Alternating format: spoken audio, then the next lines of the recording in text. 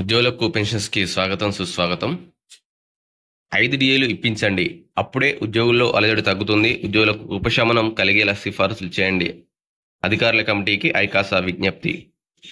ఉద్యోగుల సమస్యలపై ప్రభుత్వం నియమించిన అధికారుల కమిటీ రెండో దఫా ఉద్యోగుల ఐకాసాతో చర్చించింది. సచివాలయంలో గురువారం జరిగినటువంటి సమావేశంలో ఉద్యోగ సంఘాల తరపున ఐకాసా చైర్మన్ మారం జగదీశ్వర్, ప్రధాన కార్యదర్శి ఏలూరి శ్రీనివాసరావు పెండింగ్లో ఉన్న 5 డిఏలను తొలుత ఇప్పించాలని అధికారుల కమిటీకి ప్రతిపాదించారు.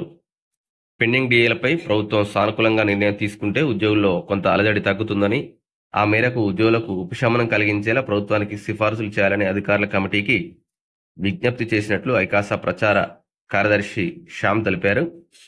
ఆర్థికపరమైన డిమాండ్లకు సంబంధించి ఉద్యోగుల బకాయిల విషయంలో తొలుత ఏది క్లియర్ చేయాలని నవీన్ మిట్టల్ ప్రశ్నించగా, పదవి విరమణ చేసినట్టు ఉద్యోగులకు సంబంధించి 5 ప్రయోజనాలలో జీపీఎఫ్, టీఏజీలో ఏదో ఒకటి తొలుత ఇచ్చి ఆ తర్వాత మిగిలినవి దశల వారీగా క్లియర్ చేయడానికి ఏదైనా అభ్యంతరం ఉందా అని ఉద్యోగులను అడిగారని చెప్పడం జరిగింది. దీనిపై ఉద్యోగ సంఘాల ప్రతినిధులు మాట్లాడుతూ 5 ప్రయోజనాలను ఒకే దఫా ఇవ్వాలని, ఒకవేళ ప్రభుత్వానికి భారం అనిపిస్తే పదవి విరమణ ఉద్యోగులకు ఇచ్చిన టోకెన్ నెంబర్లలో సీనియారిటీని పరిగణలోకి తీసుకోవాలని, దాని ఆధారంగానే విడతల వారీగా ఇవ్వాలని చెప్పడం జరిగింది.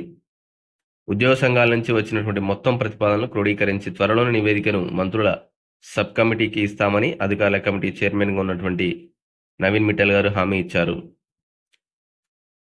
రాష్ట్రంలో ఎన్నికల సమయంలో బదిలీ అయినటువంటి తహసీల్దారులను, డిప్యూటీ తహసీల్దారులను తిరిగి వారి పూర్వ స్థానాలను బదిలీ చేయించేందుకు ప్రభుత్వంతో చర్చిస్తున్నామని డిప్యూటీ కలెక్టర్ల సంఘం అధ్యక్షుడు వి లచ్చిరెడ్డి అన్నారు. రెవెన్యూ ఉద్యోగులతో గురువారం ఆయన సమావేశం నిర్వహించడం జరిగింది. ఎన్నికల బదిలీల సమస్య పరిష్కారమే ఏకైక ఉమ్మడి ఎజెండాగా ఆయన పనిచేద్దామని పిలుపుకోవడం జరిగింది.